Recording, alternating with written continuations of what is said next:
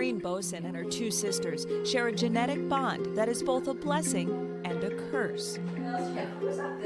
The family has an extensive history of breast and ovarian cancer dating back to the late 1800s. My grandmother actually passed away from ovarian cancer when she was 44. She had 5 sisters, and none of them lived at the age of 50. My mother was diagnosed with breast cancer when she was 32. At that point, we really didn't know that cancer was genetic. It was something that they were just really starting to tap into, and that's when my family got connected with a research study to help and find out more. The 3 sisters gave blood as children for a Creighton University study, but weren't allowed to find out the results until they turned 18. I decided when I was 21 that I would find out. The researcher told me that I did inherit the mutation. We felt like we were hit by a ton of bricks. The first question out of my mouth was, is there any chance this could be wrong? And the researcher said no.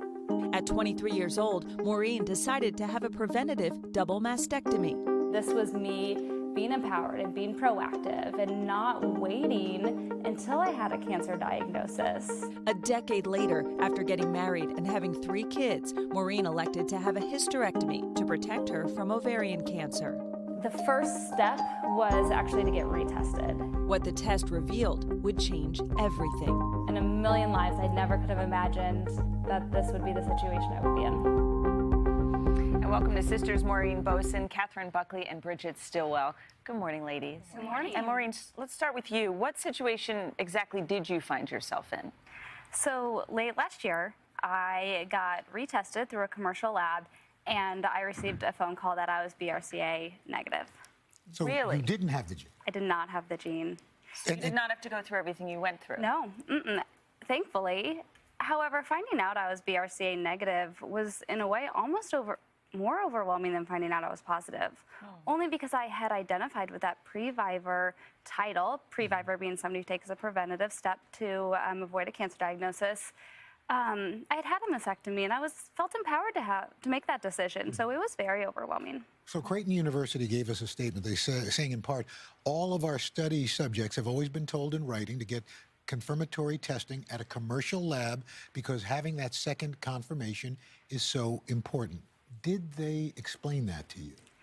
You know, when I got my test results from them in 2008, we sat down and we had a very long conversation about it. And when the researcher told me I was positive, the first question out of my mouth was, could this be wrong? And he said, no, that's just not possible. I believed him. I trusted him. I had no reason not to. And so that was the decision I made. So you got retested before you were going to have an elective hysterectomy. Did you ever think of getting retested before you ever had the mastectomy?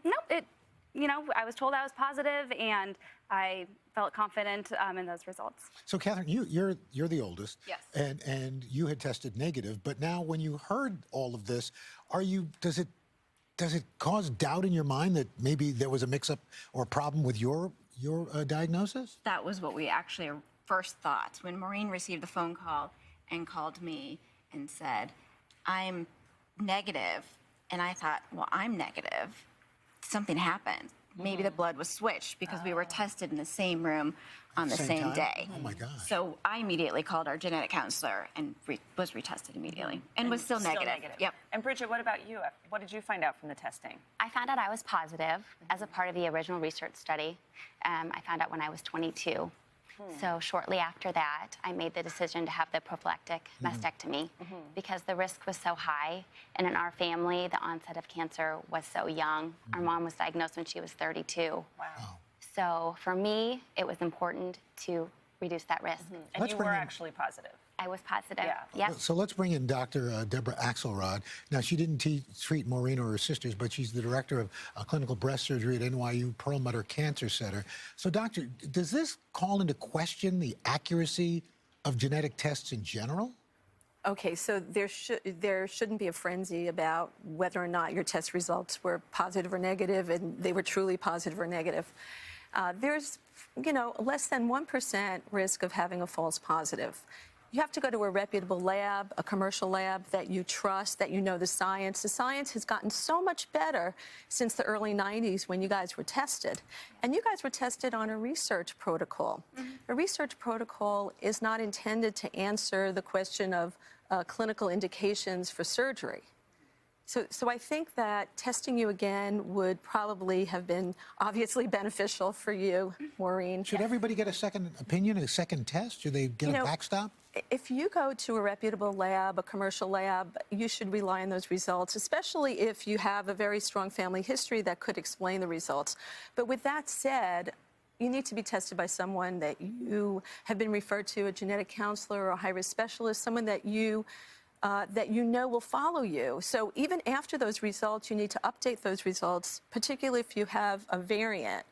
And a variant in the days when we just started testing was much higher, meaning you'd have like a kind of a quirky thing in the gene itself, but you didn't know if that really contributed to a disease. So you didn't act on it, but with larger database, larger families, you would know whether or not that mutation was significant enough for you to act clinically on it. Right. So now what we do is we ask people to come in every couple of years just to update their genetic testing.